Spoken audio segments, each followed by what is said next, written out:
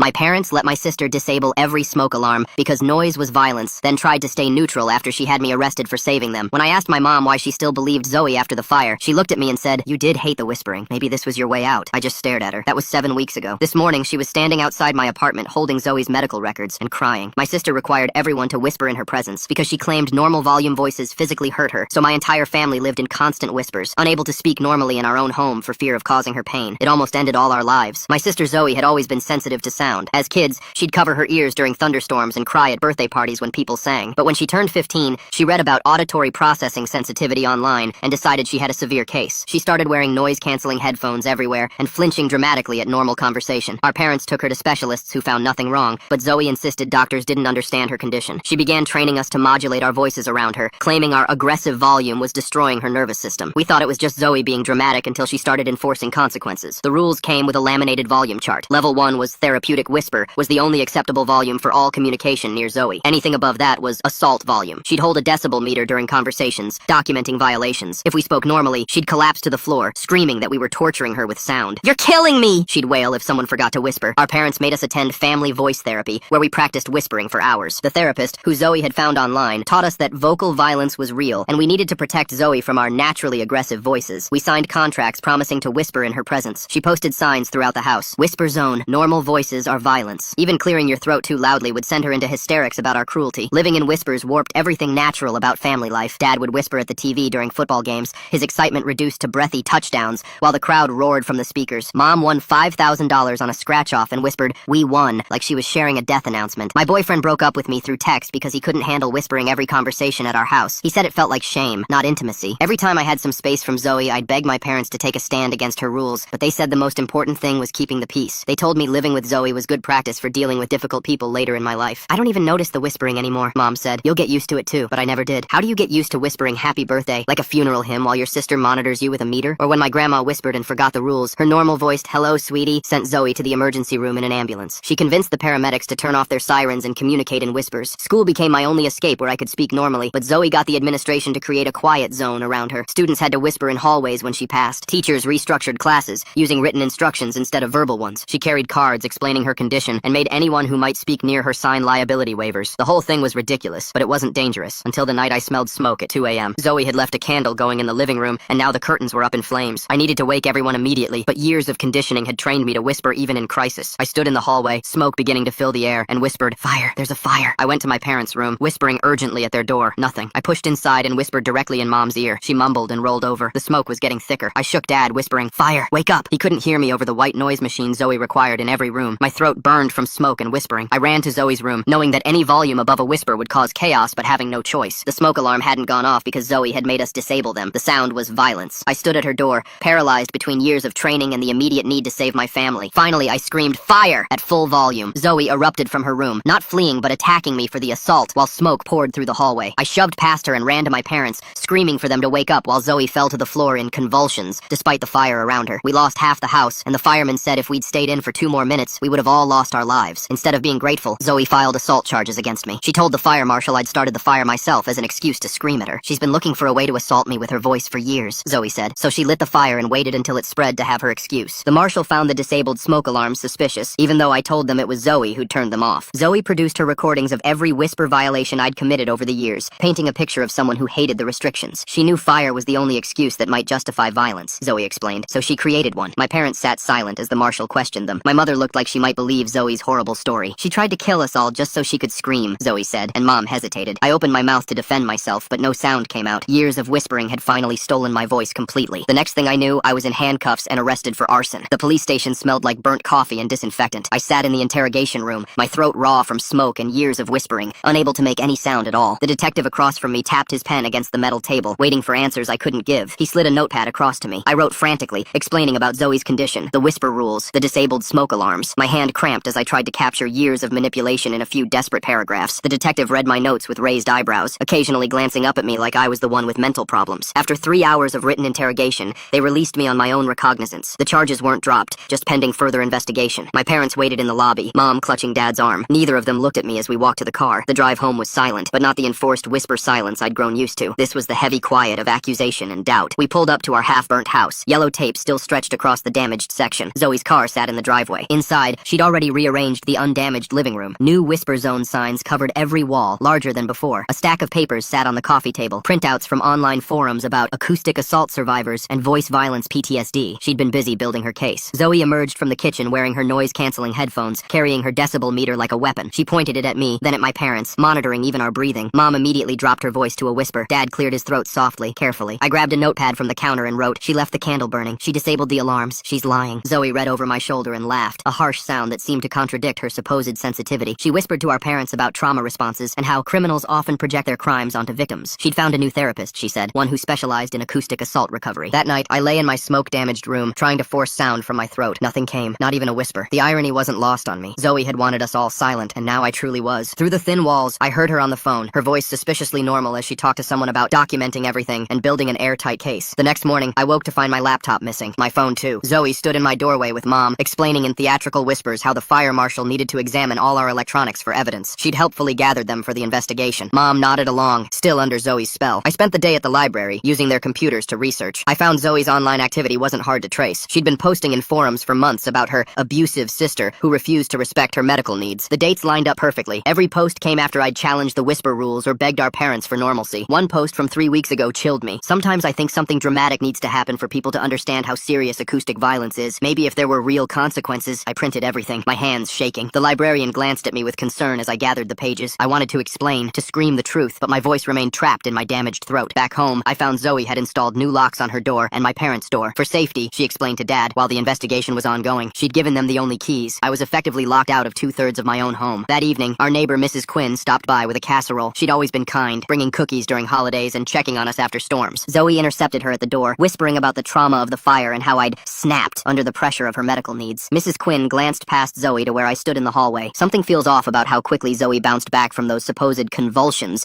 during the fire to immediately start building her case against her sister. I'm curious why the parents aren't questioning how their daughter managed to disable smoke alarms, install new locks, and gather evidence while supposedly suffering from such severe sound sensitivity that even breathing needs monitoring. I held up my notepad, desperate to communicate, but Zoe gently closed the door, explaining that I was having episodes and it wasn't safe for visitors. I retreated to my room and found more of my belongings missing. My journal, years of photographs, even my high school yearbook. Zoe was systematically erasing evidence of who I was before her narrative took hold. On my pillow lay a new document, a family safety contract requiring me to stay 10 feet away from all family members at all times for their protection. The house felt like a prison. I couldn't speak, couldn't access my parents, couldn't prove my innocence. Every attempt to communicate was filtered through Zoe's interpretation. She'd whisper to Mom about my aggressive body language or tell Dad my written notes were manipulative tactics. On the third day, I discovered Zoe's ultimate plan. While she was in her room, I snuck into the kitchen and found her day planner. She'd scheduled appointments with 3 different lawyers, all specializing in victim advocacy. Notes in the margins detailed her strategy: criminal charges for the fire, civil suit for years of acoustic assault, and a restraining order to remove me from the house permanently. She'd win. Without my voice, without evidence, without even my parents' trust, I had no defense against her carefully constructed narrative. The girl who'd made us all whisper was about to silence me forever. That night, I made a decision. If I couldn't speak the truth, I'd have to find another way to expose it. I started with the one thing Zoe couldn't control: the physical evidence from the fire itself. The fire marshal's report would show where the fire started, and candle wax didn't lie. I snuck out after midnight and walked to the fire station. The night dispatcher looked surprised when I handed him my written request to speak with the fire marshal. He made a call, and surprisingly, Marshal Stewart agreed to meet with me the next morning, despite the late hour of my request. But when I returned home, Zoe was waiting on the porch, her decibel meter trained on my footsteps. She'd installed motion sensors while I was gone. As I approached, she began documenting my threatening approach on her phone, whispering narration about feeling unsafe. The game had shifted. She knew I was fighting back. I froze on the walkway, watching Zoe's theatrical performance unfold. She clutched her chest and stumbled backward, her whispered narration growing more dramatic with each step. The motion sensor lights blazed around us, creating harsh shadows that made her movements look even more exaggerated. I held up my hands in a peaceful gesture, but she flinched as if I'd thrown something at her. Mom appeared at the door, wrapping her robe tighter against the night air. Her eyes darted between us, taking in Zoe's cowering posture and my frozen stance 20 feet away. I pointed to my throat, then made writing motions with my hand. Mom's face hardened. She beckoned Zoe inside, whispering something I couldn't hear. They both disappeared into the house, leaving me standing alone in the driveway. I waited 10 minutes before approaching the door. It was locked. My key didn't work. They'd changed the locks while I was gone. I knocked softly, then harder. No response. Through the window, I saw them huddled together on the couch, Zoe showing Mom something on her phone. Probably the video she'd just recorded of my threatening return. With nowhere else to go, I spent the night in my car. The seats didn't recline properly, and the smell of smoke from my clothes filled the small space. I wrapped myself in an old gym towel from the trunk and tried to sleep, but my mind raced with plans and counterplans. Tomorrow's meeting with Marshal Stewart felt like my only hope. Dawn came slowly. I watched the house through my rearview mirror, waiting for signs of movement. At 7, Dad's car pulled out of the garage. He didn't look in my direction. An hour later, Mom left too. Only Zoe remained, probably documenting my presence in the driveway as further evidence evidence of stalking. The fire station sat 3 blocks away. I arrived early, sitting on the bench outside until Marshal Stewart pulled up in his truck. He recognized me immediately, his weathered face creasing with concern. Inside his office, I wrote my questions on a legal pad while he pulled up the investigation files. He showed me the preliminary report. The fire's origin was confirmed as the living room, specifically the area near the window where Zoe always kept her meditation candles. Wax residue patterns indicated a candle had been burning for hours before tipping over. The disabled smoke detectors were noted as a contributing factor to the delayed response. I wrote frantically, asking if this evidence cleared me. Rodriguez hesitated, then explained that while the physical evidence didn't support arson, it also didn't definitively prove who left the candle burning. Zoe had already provided a statement claiming I often lit her meditation candles to mock her sensory needs. Without witnesses or my voice to counter her claims, it became my word against hers. I pulled out the printed forum posts from the library, sliding them across his desk. Rodriguez read through them, his frown deepening. He made copies, promising to add them to the investigation file, but he warned me that online posts, while concerning, weren't proof of criminal intent. The investigation would continue, but he couldn't guarantee the outcome. Leaving the fire station, I felt the weight of Zoe's strategy. She'd spent years building her victim narrative, and I had days to dismantle it. Every piece of evidence I found could be twisted to support her story. Every action I took could be reframed as aggression. She'd turned our entire family history into a weapon against me. I returned to find my car surrounded by yellow caution tape. A note on the windshield, written in Zoe's handwriting, claimed the vehicle was parked illegally on private property. Security cameras, newly installed, monitored every angle. I carefully removed the tape and drove to a nearby parking lot, adding car trouble to my growing list of problems. The library became my temporary headquarters. I researched voice loss, learning about psychological aphonia, when trauma or stress causes the vocal cords to stop functioning. The librarian, a kind woman named Cassandra, noticed my daily visits and started leaving helpful books at my usual table. She never asked questions, just offered gentle smiles and occasional cups of water. Through online searches, I discovered Zoe's digital footprint extended far beyond support forums. She'd created multiple social media accounts dedicated to her condition, gathering thousands of followers who viewed her as an inspiration. Videos of our family whispering during holidays had gone viral in certain communities. She'd monetized our dysfunction, selling meditation guides and noise sensitivity workshops. One video stopped me cold. Posted just a week before the fire, it showed Zoe demonstrating her therapeutic candle ritual. In the background, barely visible, was the same candle that started the fire. She talked about leaving it burning through the night for continuous healing energy. The timestamp showed she'd filmed it in our living room, right where the fire began. I downloaded everything, saving copies to multiple USB drives, but I needed more than digital evidence. I needed someone who could speak for me, literally. That's when I remembered Dr. Theodora Reeves, the first specialist my parents had taken Zoe to see. She'd found nothing wrong with Zoe's hearing and had recommended psychiatric evaluation instead. Zoe had convinced my parents that Dr. Reeves was unqualified to understand rare conditions. Dr. Reeves' office was across town. I took 3 buses to get there, clutching my notepad and evidence folder. Her receptionist looked puzzled when I handed over my written request, but Dr. Reeves agreed to see me between appointments. She remembered our family immediately. In her office, I wrote out the whole story while she read Zoe's forum posts and watched the candle ritual video. Her expression grew increasingly troubled. She pulled out Zoe's old file, showing me her original assessment. Not only had Zoe's hearing tested as perfect, but she'd also shown signs of what Dr. Reeves called selective sound sensitivity, responding dramatically only when others were watching. Dr. Reeves couldn't diagnose someone she hadn't seen recently, but she offered to write a letter documenting her original findings. She also suggested I see a colleague who specialized in trauma-induced voice loss. The appointment would be expensive, but I had a small savings account Zoe didn't know about. I scheduled it for the next day. Returning to the parking lot where I'd left my car, I found the windows smashed. Glass covered the seats. Nothing was stolen. This was a message. Security footage from nearby stores would mysteriously be unavailable, I was certain. I spent an hour vacuuming glass with the gas station's coin-operated vacuum, my hands shaking with frustration. That night, I parked behind a 24-hour grocery store and tried to sleep. Around midnight, my phone buzzed with emails. Zoe had found my cloud storage and was systematically reporting every saved file as stolen personal information. The platforms were automatically removing my evidence while they investigated. I watched years of photos, documents, and memories disappear one by one. By morning, my email account was suspended for harassment. My social media profiles were flagged and frozen. Zoe had weaponized the very systems designed to protect victims, turning them against me. Without a voice to call customer service or verify my identity, I was helpless to stop the digital erasure. The voice specialist, Dr. Marcus Webb, ran multiple tests on my throat. Physically, everything appeared normal. Zoe installed motion sensors and security cameras faster than a tech startup preparing for a product launch. Guess she's really committed to her home surveillance aesthetic. He explained that psychological aphonia often occurred after prolonged vocal stress combined with emotional trauma. Years of forced whispering had trained my body to suppress normal speech. The fire, the arrest, and Zoe's escalating attacks had triggered a complete shutdown. He started me on exercises, teaching me to hum and gradually work towards sounds. Progress would be slow, he warned, especially under continued stress. I needed a safe, supportive environment to heal, exactly what I didn't have. He documented my condition carefully, providing medical evidence that my voice loss was real and trauma-induced. Leaving his office with a slight hum in my throat, the first sound I'd made in days, I felt a spark of hope. But in the parking lot, 2 police officers waited by my damaged car. Zoe had reported it as abandoned and potentially connected to criminal activity. I showed them my license and registration, writing explanations on my notepad. They seemed sympathetic but had to follow protocol. They'd need to verify my identity and the car's status. While they made calls, I noticed Zoe watching from across the street. She sat in her car with her phone raised, recording the entire interaction. She'd orchestrated this, knowing that any police contact would look bad for my pending arson investigation. Every move I made played into her narrative of an unstable, dangerous person. The officers eventually cleared me to leave, but warned me to fix the windows immediately. Driving with broken windows was a violation. I nodded, adding auto repair to my impossible list of expenses. My savings were draining fast between the hotel parking, medical appointments, and now car repairs. I found a cheap auto glass repair shop that could fix the windows that afternoon. While waiting, I sat in their lobby and practiced Dr. Webb's exercises. Soft humming sounds emerged from my throat, barely audible but present. An elderly man waiting for his oil change smiled encouragingly. Human kindness from strangers had become precious. My phone buzzed with a text from an unknown number. A photo appeared, my childhood diary, open to a page where I'd written about hating Zoe's birthday party when I was 8. She'd been too loud, I'd complained, wishing she would be quiet. Below the photo, a message. Evidence of long-term hostility towards sound sensitivity. Thanks for keeping such detailed records. She had everything. Every moment of sibling frustration, every normal childhood complaint was being recontextualized as proof of my violence. I realized she must have been collecting evidence for years, long before the fire. This wasn't reactive. It was a carefully planned campaign. The auto shop finished my windows as the sun set. Driving through town, I noticed flyers on telephone poles. My face stared back from missing person posters, but the text told a different story. Have you seen this woman? Dangerous individual with history of violence. Do not approach. Call police immediately. Zoe's contact information was listed at the bottom. I pulled over and tore down as many as I could reach, stuffing them into a garbage bag. But there were hundreds, maybe thousands. She'd turned the entire town into her surveillance network. Every concerned citizen who saw those flyers would become her unwitting ally. At a red light, the car next to me honked. The driver pointed at me, then at a flyer on the nearby pole. I saw him reaching for his phone. I drove away quickly, my heart pounding. The safe spaces in my own town were shrinking by the hour. I needed allies, but everyone I knew was connected to my family. Former coworkers, old friends, distant relatives. They'd all heard Zoe's version first. Her social media campaign had reached them before I could. Several had already blocked my number after receiving messages about my dangerous behavior. The grocery store parking lot no longer felt safe. Too many people, too many cameras, too many flyers. I drove to an abandoned rest stop outside town, parking behind a defunct information booth. The isolation felt safer than civilization. I practiced my voice exercises in the dark, managing a raspy whisper that sounded like a ghost of my former self. Sleep came in fragments, interrupted by every passing car. I dreamed of screaming, of my voice returning with hurricane force, blowing away Zoe's lies like paper walls. But morning brought only the same painful rasp and the taste of fear. Checking my phone, I found my bank account frozen. The screen showed a fraud alert. Someone had reported suspicious activity. The timing was too perfect to be coincidental. Without access to my remaining savings, I couldn't buy food, gas, or continue fighting. Zoe had found another pressure point. The bank branch opened at 9. I arrived early, practicing what I'd write to explain my situation. Inside, the teller's expression changed when she pulled up my account. She excused herself, returning with the manager. They'd received multiple reports of identity theft connected to my account. The freeze would remain until the investigation concluded. I wrote frantically, trying to explain, but their professional sympathy felt hollow. They provided forms to dispute the freeze, warning it could take weeks to resolve. Weeks I didn't have. My gas tank was nearly empty, my stomach cramping from hunger. Zoe had turned bureaucracy itself into a weapon. Outside the bank, Mrs. Quinn appeared. Our former neighbor looked older, worn down by recent events. She approached cautiously, glancing around as if Zoe might materialize. When she spoke, her voice was barely above a whisper. The habit had infected her too. She pressed something into my hand, $200 in cash and a granola bar. Before I could write my thanks, she hurried away. But her kindness cracked something inside me. Tears came for the first time since the fire. Silent sobs that shook my whole body. One person still believed in my innocence. The money bought me gas and cheap food from a dollar store. I sat in my car eating cold soup from a can, planning my next move. The evidence I'd gathered was strong, but reaching anyone who could help seemed impossible. Zoe had built walls around every avenue of justice. Then I remembered something. The therapist who'd run our mandatory family voice therapy sessions. The one Zoe had found online. If she was legitimate, she'd have records. If she wasn't, that was evidence too. Her name was Dr. Sarah Winters, and her office was 2 towns over. The drive took most of my gas, but I had to try. The address led to a strip mall between a nail salon and a tax service. No medical building, no professional complex. Inside, the office was a single room with folding chairs and motivational posters. Dr. Winters turned out to be a life coach with an online certification in alternative family dynamics. She remembered our family immediately, launching into a whispered explanation of her therapeutic approach. I wrote questions about her qualifications, her relationship with Zoe, and whether she'd ever treated actual auditory conditions. Her answers revealed the truth. Zoe had found her through a forum for misunderstood conditions and paid her directly to support the diagnosis. I convinced her to write a statement admitting she wasn't a licensed therapist and that Zoe had specifically sought someone who would validate her self-diagnosis. The woman seemed relieved to confess, mentioning she'd felt increasingly uncomfortable with the arrangement. She'd seen families destroyed by less elaborate deceptions. Driving back with the statement, I felt momentum building. Each piece of evidence weakened Zoe's narrative, but as I entered town, police lights filled my rearview mirror. I pulled over, hands visible on the steering wheel. The officer approached carefully, hand on his weapon. He'd received reports of a dangerous individual matching my description driving erratically. I hadn't been speeding or swerving, but that didn't matter. Zoe's network had spotted me. The officer asked for my license and registration, then returned to his car for an agonizingly long check. When he came back, his demeanor had changed. The system showed multiple concerns connected to my name: the arson investigation, the bank fraud alert, the missing person reports. He asked me to step out of the vehicle. I complied, moving slowly, keeping my hands visible. He performed a field sobriety test, which I passed. He searched my car, finding nothing but empty soup cans and crumpled flyers. But procedure required him to verify my current address and contact information. When I couldn't verbally confirm anything, he grew suspicious. My written explanations seemed to make things worse. Another officer arrived as backup. They discussed whether to take me in for a psychological evaluation. The missing person flyers had mentioned mental instability. My voice loss and written communication fit the profile Zoe had created. I stood by my car, watching my freedom hang by a thread. Finally, they decided to let me go with a warning, but they'd file a report, adding another official document to Zoe's arsenal. As they drove away, I realized she didn't need to have me arrested again. She just needed enough documented encounters to paint a pattern of instability. Night was falling again. The rest stop felt too exposed now. The parking lots too monitored. I drove to the edge of town where old industrial buildings stood empty. Behind a closed factory, I found a spot hidden from the road. The isolation felt complete. I spent hours practicing my voice exercises, pushing through the pain. Whispers turned to hoarse words. No. Stop. Lies. Each word felt like a victory. Dr. Webb had said emotional breakthrough often preceded vocal recovery. My anger was becoming my strength. Morning brought new challenges. My phone battery was dying, and charging it meant risking exposure in public spaces. I needed to act before losing this last connection to evidence and allies. Zoe's been planning this for years. The childhood diary, the fake therapist she hired in advance, the way she immediately had those flyers ready. This wasn't some reaction to the fire at all. I drove to the library, hoping Cassandra would let me use an outlet despite my current status as town pariah. The library felt different. Patrons moved away when I entered. Someone had posted flyers inside, despite policy against solicitation. Cassandra met my eyes sadly. She'd been ordered to ask me to leave if I caused any disturbance. I wrote a quick note asking only for 5 minutes to charge my phone. She glanced around, then quietly pointed to an outlet behind the reference desk. I sat on the floor, hidden from view, while my phone slowly charged. Through the shelves, I heard whispers, not Zoe's enforced kind, but genuine gossip about the dangerous woman hiding in their library. My phone lit up with missed calls from an unknown number. The voicemail was from Dr. Reeves. She'd been contacted by investigators about my case and wanted to help. She'd found additional documentation from Zoe's teenage years that might prove relevant, but she needed to speak with me directly. I texted back, explaining my voice situation and suggesting email. Her response was quick. She'd already tried email, but my accounts were all blocked or suspended. She proposed meeting in person that afternoon at a coffee shop between our towns, neutral ground. The drive there used most of my remaining gas. I arrived early, watching through the window as Dr. Reeves entered and chose a corner table. She looked nervous but determined. I joined her, sliding my notepad across the table. She'd brought Zoe's complete file, including session notes she'd kept despite Zoe's parents requesting their destruction. The notes detailed Zoe's admission that she could control her reactions, choosing when to appear sensitive based on who was watching. She'd even bragged about fooling her parents. More importantly, Dr. Reeves had contacted colleagues who'd seen similar cases. She'd compiled research on induced illness behavior, when someone creates or exaggerates symptoms for psychological gain. The parallels to Zoe's behavior were undeniable. This wasn't just evidence, it was a professional framework for understanding her manipulation. We spent an hour organizing the documentation. Dr. Reeves offered to speak with Marshall Stewart directly, providing expert testimony about Zoe's history. She also knew a lawyer who specialized in false accusation cases, someone who might take my case despite my current financial situation. Leaving the coffee shop, I felt hope returning. But in the parking lot, Zoe waited by my car. She stood perfectly still, her phone raised, recording everything. I stopped walking, maintaining distance. She didn't speak or move, just recorded. The implied threat was clear. Approach your car, and I'll have evidence of you confronting me. I retreated to the coffee shop, watching through the window. Zoe waited another hour before finally leaving. When I returned to my car, I found new scratches along the side and a note under the windshield. Stop harassing me or next time I'll defend myself. Written in her handwriting, designed to look like she'd left it after I'd confronted her. The game was escalating. Every move I made to defend myself became evidence of aggression in her narrative, but I couldn't stop now. Dr. Reeves' evidence was too important. I drove to Marshall Stewart's office, praying he'd still listen. His expression when I entered was unreadable. He'd received multiple reports about my erratic behavior around town, but he also remembered our earlier conversation and the evidence I'd shared. He agreed to review Dr. Reeves' documentation, though he warned that psychological profiles weren't typically admissible in arson investigations. I wrote furiously, explaining how the profile established pattern and motive. Zoe hadn't just left a candle burning. She'd orchestrated events to frame me. The fire gave her the ultimate victim status while eliminating her primary challenger. Rodriguez nodded slowly, pieces clicking together. He made copies of everything, then shared his own update. The investigation had uncovered something interesting. The candle that started the fire was a specific brand sold by only one local store. Security footage from that store showed Zoe purchasing dozens of identical candles over several months. Why would someone with severe sound sensitivity repeatedly visit a busy retail store? More importantly, she'd paid cash every time, despite usually using credit cards. The pattern suggested premeditation. Rodriguez couldn't make accusations yet, but the investigation was shifting. He advised me to stay visible but avoid any contact with Zoe or my family while he pursued these leads. I left feeling vindicated but exhausted. My gas gauge read empty. I coasted into a station on fumes, using my last $40 to fill half the tank. The attendant recognized me from the flyers, watching suspiciously as I pumped gas. The whole town had become hostile territory. That night, parked behind the abandoned factory, I practiced speaking with new determination. Words came easier now, rough and painful, but audible. My name is... I croaked to the empty darkness. My sister is lying. Each sentence felt like reclaiming stolen ground. My phone buzzed with a message from the lawyer Dr. Reeves had mentioned. Theodore Blackwood specialized in defamation and false accusation cases. He'd reviewed my situation and wanted to meet. His office was 3 towns away, but he'd waived the consultation fee given the circumstances. The next morning, I dressed in my least smoke-damaged clothes and drove to his office. Theodore was younger than I'd expected, with kind eyes and a patient manner. He listened as I whispered my story, occasionally asking for clarification. My voice lasted 20 minutes before fading back to silence. He'd seen similar cases, family members weaponizing systems designed to protect real victims. The key was was documenting the pattern of manipulation while avoiding any actions that could be twisted against me. He offered to take my case on contingency, believing we had strong grounds for both criminal defense and civil action, but he warned me. Zoe would escalate when she learned I had legal representation. Manipulators often became most dangerous when their control slipped. I needed to be prepared for her final moves. He suggested finding somewhere safe to stay, away from places she'd expect me to be. I thought of the abandoned factory, my car, the rest stops. None were truly safe, but I had nowhere else to go. Theodore gave me his direct number, instructing me to document everything and avoid being alone in isolated places. The irony wasn't lost on me. Isolation was all I had left. Returning to town, I noticed unusual activity. Police cars clustered near the library. An ambulance pulled away as I passed. My phone rang. Theodore's number. His voice was urgent. Zoe had escalated dramatically. She'd staged a collapse at the library, claiming I'd been stalking her there. Witnesses saw her fall, convulsing after supposedly seeing me through the window. The problem? I'd been in Theodore's office an hour away, with time-stamped security footage proving my alibi. Zoe had miscalculated, not knowing about my legal appointment. Her performance had been for nothing, but the damage was done. The town believed I'd driven her to a breakdown. I pulled into a gas station to process this information. Inside, the clerk refused to serve me, pointing to a handwritten sign. We reserve the right to refuse service to anyone who threatens community safety. Zoe's campaign had turned me into a complete pariah. My phone battery was dying again. No library, no coffee shops, no public spaces would welcome me. I sat in my car, watching the gauge drop toward empty, feeling the walls close in. But something had shifted in me. The voice exercises had broken more than just physical silence. I drove to our family home, the half-burnt shell I'd been avoiding. If Zoe wanted a confrontation, she'd get one, but on my terms. I parked directly in front, in full view of her security cameras. Let her record this. I had nothing left to lose. The front door was locked, but I still had my key to the garage. Inside, I found what I was looking for. Our old family videos. Boxes of tapes from before Zoe's condition began. Evidence of her normal childhood, her loud laughter, her screaming tantrums. Proof that her sensitivity was selective and recent. I loaded the boxes into my car as Zoe appeared at the window. She was already on the phone, probably calling police. I didn't hurry. Let them come. Theodore would love the footage of me retrieving my own belongings from my own family home. As I drove away, I saw Dad's car approaching from the opposite direction. Our eyes met briefly. His face looked haggard, aged by the conflict tearing our family apart. For a moment, I thought he might stop, but he continued past, choosing the easier path as always. The factory parking lot had become my base of operations. I spread the videos across my back seat, organizing them by date. Each tape was a weapon against Zoe's mythology. Birthday parties where she shrieked with joy. Christmas mornings filled with her excited chatter. Years of normal volume before her sudden sensitivity. My phone rang. Marshall Stewart. His voice was carefully neutral as he informed me that Zoe had filed additional charges. Theft, this time, for taking the family videos. But he'd reviewed security footage from the library incident. The timestamp confirmed I couldn't have been there. He was beginning to see the pattern. He suggested I bring the videos to the station immediately. They could be logged as evidence before Zoe claimed I'd doctored them. I agreed, grateful for an official who still dealt in facts rather than hysteria. The truth was slowly emerging from beneath Zoe's carefully constructed lies. At the station, Rodriguez watched several videos with growing amazement. Teenage Zoe hosting loud sleepovers. The timing of Zoe's library collapse while our narrator was getting legal help is like scheduling a surprise party when the guest of honor is out of town. All that dramatic fainting for nothing. What a waste of good theatrics. Zoe singing karaoke at full volume. Zoe screaming at a concert just months before her diagnosis. The contrast with her current persona was undeniable. He made official copies, noting the chain of custody. Then he shared news that changed everything. The state fire inspector had reviewed the case. The specific pattern of wax residue indicated the candle had been deliberately tipped. Someone had pushed it over, ensuring it would catch the curtains. The investigation was now focused on who had access and motive. Zoe's behavior post-fire had raised red flags. Her immediate accusations, prepared documentation, and escalating campaign suggested consciousness of guilt. Rodriguez couldn't make promises, but the tide was turning. I left the station feeling lighter despite my exhaustion. In my car, I practiced speaking again. My voice was stronger now, sustained by righteous anger. I recorded myself on my phone, describing events in case I lost my voice again. Evidence of my truth, in my own words. The factory lot felt less like exile now, and more like a strategic position. I had lawyers, investigators, and growing evidence on my side. Zoe had overplayed her hand, hammered on years of successful manipulation. Her empire of lies was cracking. That night, I slept deeply for the first time since the fire. No dreams of smoke or whispers, just peaceful darkness, and the knowledge that tomorrow would bring new battles. I was finally equipped to fight. The girl who'd stolen my voice had awakened something stronger. Morning arrived with unexpected visitors. Mom and Dad's car pulled into the factory lot. They sat for several minutes before Dad finally emerged. He approached slowly, hands visible like he was afraid I might run or attack. Zoe's poison had infected even this moment. He handed me an envelope without speaking. Inside, a check for $5,000 and a note in Mom's handwriting for a fresh start somewhere else. They wanted me gone. Easier to exile one daughter than confront the other's lies. I felt the paper crumple in my fist. Dad saw my face and stepped back, but I didn't scream or rage. Instead, I spoke in my new, rough voice. Watch the videos. All of them. Then decide who you're really protecting. He flinched at the sound, so different from my old voice, scarred by years of whispering and weeks of silence. He returned to the car without taking the check back. They drove away, leaving me with their conscience money and the bitter taste of abandonment. But I wouldn't run. Zoe had taken enough from me. She wouldn't take my home too. I cashed the check immediately, knowing they might stop payment once they realized I wasn't leaving. The money would fund my fight, gas, food, and whatever else I needed to see this through. Their guilt had given me resources just when Zoe thought she'd strip them all away. Theodore called with updates. He'd filed motions to preserve evidence and prevent Zoe from accessing my remaining accounts. counts. The civil case was building strength. He'd also connected with Dr. Webb about my voice recovery, documenting the medical impact of years of forced whispering. But Zoe wasn't idle. That afternoon, flyers appeared with a new message. Dangerous woman offering money for silence. She'd learned about the check and twisted it into evidence of my guilt. According to her narrative, I was trying to buy off witnesses to my crimes. Every gift became a weapon in her hands. I drove through town collecting the flyers, no longer caring who saw me. Let them stare. Let them whisper. Real whispers, not Zoe's enforced kind. My voice grew stronger with each hour of use. Speaking truth, even to empty air, was healing the damage she'd inflicted. At a red light, Mrs. Quinn appeared at my passenger window. She slipped inside quickly, glancing around nervously. Her words tumbled out in a rush. She'd been recording Zoe for weeks. Her security camera caught Zoe speaking normally when alone, laughing at full volume on phone calls, even singing in the backyard. She handed me a USB drive with shaking hands. She'd been too afraid to come forward earlier, but watching my exile had stirred her conscience. The evidence was time-stamped and clear. Zoe's performance only existed when she had an audience. Alone, she was perfectly normal. I hugged Mrs. Quinn, feeling tears on both our faces. One ally had become 2, then 3, now 4. The truth was building its own momentum. She promised to speak with investigators when needed, though she feared Zoe's retaliation. We all did. That evening, I sat in Theodore's office reviewing Mrs. Quinn's footage. The evidence was damning. Zoe hosting loud video calls with her online followers, coaching them on voice violence tactics, planning sessions where she strategized escalation, even practicing her collapse performances in the mirror. Theodore's expression grew grim as we watched. This went beyond false accusations. Zoe had built a movement around her lies, teaching others to weaponize fake conditions against their families. The scope was staggering. How many homes had she infected with enforced silence? We worked late into the night, building our case. Theodore suggested reaching out to Zoe's online followers, finding others who'd grown suspicious. If she'd taught them manipulation, some might have recognized it and pulled away. Their testimonies could establish a pattern of deliberate deception. But first, we needed to protect Mrs. Quinn. Theodore drafted a protective order, ensuring Zoe couldn't retaliate against our witness. The legal system moved slowly, but each filed document built a wall between truth and lies. Zoe's weapons were turning into shields for her victims. I slept in my car outside Theodore's office, feeling safer near legal protection than in familiar spaces. My dreams were changing. Instead of smoke and silence, I dreamed of speaking to crowds, telling our story, warning others about the subtle tyranny of manufactured illness. Dawn brought Marshal Stewart's call. The investigation had taken a decisive turn. They'd found the receipt for the specific candle that started the fire. Zoe had purchased it hours before the blaze, along with accelerant-adjacent materials. Combined with the tipped candle evidence, it painted a picture of premeditation. He couldn't arrest her yet. The evidence was circumstantial, but the arson charges against me were being dropped. The official letter would come within days. I was no longer a suspect, but a witness. The hunter had become the hunted, and Zoe didn't know it yet. I celebrated with breakfast at a truck stop outside town, where no one knew my face. The coffee tasted like freedom. My voice, though still rough, carried across the counter as I ordered. The waitress smiled at my enthusiasm over scrambled eggs. Simple pleasures felt revolutionary. My phone buzzed with messages from unknown numbers. Word was spreading through Zoe's online network. Some followers had questions, doubts, suspicions. They'd noticed inconsistencies in her stories,